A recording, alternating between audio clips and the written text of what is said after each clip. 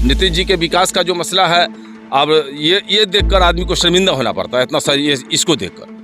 नीतीश जी विकास किए हैं, आपको लगता नहीं है? काम तो हुआ। बाहर में 5-6 बस्ती इस पंचायत का पड़ता है, 6 बस्ती है। सारा हमीद है, सिरनिया है, घराड़ी है, नया टोला है, पुरतरी घराड़ी है। ये सब बिल्कुल नदी के पेट में है, 3 नदी के पेट में। माने इसका 70% आबादी या 70% इसका रकबा ये टोटल नदी के पेट में। नगर पंचायत होने का तो सवाल ही पैदा नहीं है। सारी ज़रूरतें जो है, जो भी इंसान की बुनियादी ज़रूरत है, वो हायाघाट बिलासपुर से ही पूरी होती है। नमस्कार दोस्तों, मैं राशिद वजीर हायाघाट पश्चिमी बिलासपुर और नया टोला के बीच में हूँ। कितने किलोमीटर की डिस्टेंस होगी पश्चिमी बिलासपुर हायाघाट से नया टोला की? Half kilometre. कितनी आबादी होगी नया टोला की? लगभग 5000 आबादी होगी, 1200 वोटर। 1200 वोटर है। पश्चिमी बिलासपुर में कितनी आबादी होगी? पश्चिमी बिलासपुर में लगभग 20-25 हज़ार की आबादी होगी। 20-25 हज़ार वोटर की आबादी वहाँ है, 1200 वोटर की आबादी यहाँ है। नया टोला को अगर आप एड्रेस करते हैं तो नया टोला बिलासपुर के नाम से करते हैं, तो इससे ये लगता है कि बिलासपुर में और नया टोला में कोई फर्क नहीं है। नहीं, गांव तो एक ही है ना। गांव एक ही, गांव अलग है लेकिन पंचायत तो एक ही है ना। जी, नया टोला बिलासपुर पंचायत का ही हिस्सा कहलाता है ना। जी। सारी ज़रूरतें जो है, जो भी इंसान की बुनियादी ज़रूरत है, वो हायाघाट बिलासपुर से ही पूरी होती है। बिलासपुर से पूरी होती है। पहचान ही हम लोग की पहचान ही पश्चिमी बिलासपुर है। तो अब आप ये बताइए कि हायाघाट जाने के लिए आपका मात्र एक ही रास्ता है, मात्र एक ही यही रास्ता है। इसके अलावा कोई दूसरा रास्ता नहीं है। यही इससे पहले क्या रास्ता इधर था जो अब कटा है? ये पहले ये नदी पहले बहुत दूर हुआ करती थी। वो करीब 500 गज की दूरी पर पूरब हुआ करती, पश्चिम हुआ करती थी। तो एक बांध था जो पश्चिमी टोला से मिलके जाता था और ऐसे लोग निकल जाते थे बांध से, जिसका कटा हुआ थोड़ा हिस्सा वहाँ भी है, वो जिस पर गोबर ठोका रहा है। जी। वो बांध का ही हिस्सा है, वो बांध इससे मिला हुआ था। जी। ये सब कट के नदी में चला गया। जी। तो आपका नाम क्या हुआ? मेरा नाम मोहम्मद नौशाद उस्मानी हुआ। मैं नया टोला का ही रहने वाला हूँ, वार्ड संख्या 4 का। जी। इससे पहले आप इलेक्शन लड़े हैं, चुनाव लड़े हैं? इससे पहले 2 बार मुखिया का चुनाव लड़े हैं। इससे पहले तो ग्राम पंचायत था। हाँ, ग्राम पंचायत था। तो कितना पंचायत था हायाघाट के अंदर? कितना पंचायत? हायाघाट के अंदर टोटल 14 पंचायत है। इस दफा हायाघाट ये नगर पंचायत। हाँ, ये पश्चिमी बिलासपुर और पूर्वी बिलासपुर, पूर्वी रुस्तमपुर, सिरनिया पूर्वी रुस्तमपुर और पश्चिमी सिरनिया पश्चिमी बिलासपुर, ये 2 नगर पंचायत। नगर पंचायत। आपकी क्या राय है इस नगर पंचायत? नहीं, नगर पंचायत में कोई मैंने होने का कोई सवाल ही पैदा नहीं होता। सरकार के मापदंड के हिसाब से 2017 में सरकार ने मीडिया के माध्यम से, प्रिंट मीडिया के माध्यम से कहा था कि 75% रेसिडेंशियल एरिया होने से ही नगर पंचायत होता है। लेकिन यहाँ तो 75 क्या 80% आबादी जो है नदी के पेट में रह रहा है। पश्चिमी बिलासपुर छोड़ के बाहर में 5-6 बस्ती इस पंचायत का पड़ता है, 6 बस्ती है। सारा हमीद है, सिरनिया है, घराड़ी है, नया टोला है, पुरतरी घराड़ी है। ये सब बिल्कुल नदी के पेट में है, 3 नदी के पेट में। माने इसका 70% आबादी या 70% इसका रकबा ये टोटल नदी के पेट में। नगर पंचायत होने का तो सवाल ही पैदा नहीं होता है, क्या किया जाए। लेकिन आपत्ति का समय निकल गया। अभी भी लोग, कुछ बिलासपुर के कुछ लोग हैं जो राजनीति से जुड़े हुए हैं या किसी भी मंशा से हो, अप्लाई किए हैं, बोलते हैं टूट जाएगा। हम लोग अप्लाई कर रहे हैं, पटना हाई कोर्ट में दिए हैं, तो यहाँ दिए हैं, वहाँ दिए हैं। अब इसका कोई रीज़न समझ में नहीं आ रहा है। इधर सुन रहे कि नगर निगम के चुनाव का भी डेट निकल चुका है, अप्रैल में होना है। जी। तो फिर समझ में नहीं आ रहा है कि ये नगर निगम होगा या नहीं होगा, या किस तरह से किया गया। कि सरकार का जो यहाँ अंचल अधिकारी है, अपना रिपोर्ट तो पेश किया होगा ना। जी। तो हम ये जानना चाहते हैं हायाघाट अंचल अधिकारी से कि क्या वो अपना रिपोर्ट में क्या इसको किस तरह से पेश किया कि जो सिरनिया पश्चिमी बिलासपुर नगर पंचायत हो गया या पूर्वी रुस्तमपुर नगर पंचायत हो गया, जही से किसी दृष्टिकोण से नहीं लगता है। जी। तो इस पर एक इन्वेस्टिगेशन करना चाहिए था अधिकारी को कि एक्चुअल क्या डेटा है, क्या हाल है इस जगह का। कितने दिन पानी रहता है आपके गाँव में? लगभग 3 महीना से 4 महीना पानी रहता है। तो उस दौरान आप लोग बिल्कुल आते जाते टोटल नाव का इस्तेमाल होता है, नाव से ही आना जाना होता है। वो भी वक्त पर जो आबादी के अनुसार नाव भी नहीं मिलती है सरकार की तरफ से। सरकारी अधिकारी कहता है कि नावें नहीं है, नाव खरीदो तब हम नाम लिखाओ, नाव सरकार नहीं देती है। तो बहुत सारी परेशानी है। 4 महीने में कितने, साल में कम से कम 50-60 आदमी क्या बगैर इलाज के ही मैयत हो जाती है। वो वहाँ से अब गांव से चला खटिया पर लेके, रास्ते में बारिश हो रही है, रास्ता ख़त्म है। अब वो रास्ता में जाते जाते वहाँ पहुँचते उसके बाद हायाघाट स्वास्थ्य केंद्र में जाइए तो वो छोटी छोटी समस्या को भी ट्रांसफ़र कर देता है दरभंगा DMCH।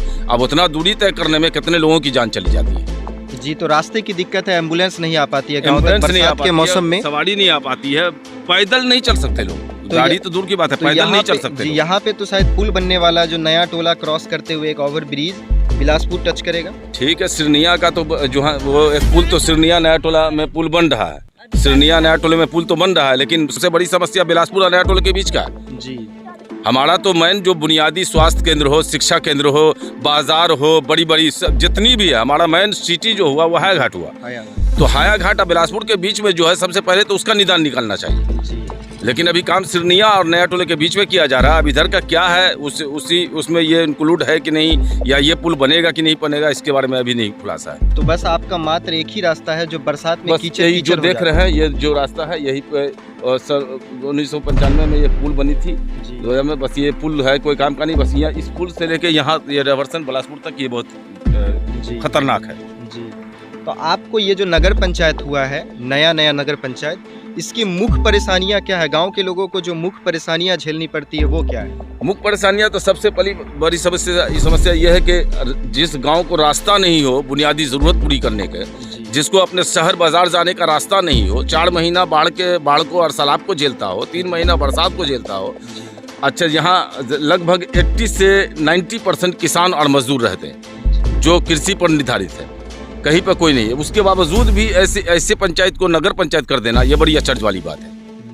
ये समझ में नहीं आता कि सरकारी अफसर ने या अंचल अधिकारी ने इसके बारे में क्या रिपोर्ट ऊपर में पेश किया, जो ऊपर हाईकमान ने इसको नहीं देखा कि ये नगर पंचायत के लायक है भी कि नहीं है। ये बड़ा अजीब वाला बात है। मेन जो आपकी बेसिक चीज़ है, जो बुनियादी चीज़ है, रास्ता, ये सबसे बड़ी परेशानी। रास्ता नहीं है और ये नगर पंचायत हो चुका है। और यहाँ पर हालात ऐसा है कि ये रास्ता किसी कीमत पे आप रास्ता इसमें मिट्टी अगर डाल भी दो तो ये रहने को नहीं, क्योंकि नदी का कोड है यहाँ पर, बगैर पुल के चलेगा ही नहीं। 3 नदी का मिश्रण है और तीनों नदी का पानी जब पानी बाढ़ का आता है तो ये पुल के, ये 2 पुल से, हायाघाट के 2 पुल से निकलता है। तो यहाँ पर तो सवाल पैदा नहीं होता कि कोई रास्ता, कोई मिट्टी भी आपका काम करे। बहुत रखा गया, गांव के लोगों ने बहुत अपने तरफ से कोशिश की, लेकिन कोई मिट्टी टिकता नहीं है जी। तो ये जो कटाव है ये रुकेगा नहीं, आपका क्या मानना है? ना, ये वो देखिए ना, वो तो है आपके सामने है, वो देखिए ये बांस गाड़ा गया था, 2-3 साल होने जा रहा है और फिर वो सब बोड़ा दड़ रहा है, फिर मिट्टी कटेगा। जो देखिए ये सब कटा है, ये सब में बोड़ा था, लेकिन सब चला गया। अगर ऐसे ही चलता रहा तो ये रास्ता पूरा कट जाएगा। ये रास्ता तो है ही नहीं है, हम तो किसी दूसरे के जमीन से चल रहे हैं। वो जमीन वाला भी बार आपत्ति करता है, जोत देता है, चलने नहीं देता है, जो बैठा मिट्टी रहता है वो भी उखड़ जाता है। वो तो दूसरे का, ये दूसरे की जमीन है। ये कोई सरकारी रास्ता अब रहा नहीं, वो चला गया वो नदी के पेट में। सरकारी रास्ता जो भी था, जो आपको मिला था यहाँ से नया टोला तक जाने के लिए, वो सब नदी में कट गया है। अभी जो आप जो रास्ता का इस्तेमाल करते हैं नया टोला से हायाघाट और हायाघाट से नया टोला जाने के लिए, वो किसी की अपनी निजी जमीन है। निजी जमीन से हम लोग इस पुल से लेके इसके बीच में चल रहा है, कम से कम ½ किलोमीटर हम लोग निजी जमीन से चल रहे हैं। निजी जमीन से चलते हैं। और क्या आपको मुख्य परेशानी लगती है इस नगर पंचायत की? मुख्य परेशानी यह है कि सबसे पहले तो नगर पंचायत बनाने से पहले ये मापदंड के हिसाब से इसकी सुविधा को देख लेना चाहिए कि ये इसको हम यहाँ के अवाम को, यहाँ के जनता को नगर पंचायत के हिसाब से नगर पंचायत के लायक है कि नहीं।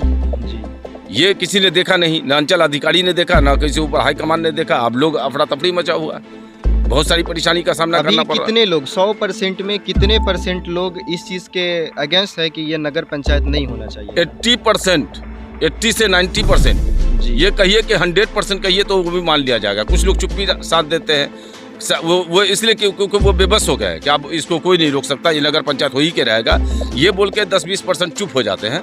वरना 100% लोगों का कहना है कि ये नगर पंचायत नहीं होना चाहिए किसी तरीका से, किसी तरह से ये नगर किसी तरीका से नगर पंचायत के लायक नहीं जी। अब जो बाढ़ जो अगर आता है आपके गाँव में, तो आप लोग रुकते हैं।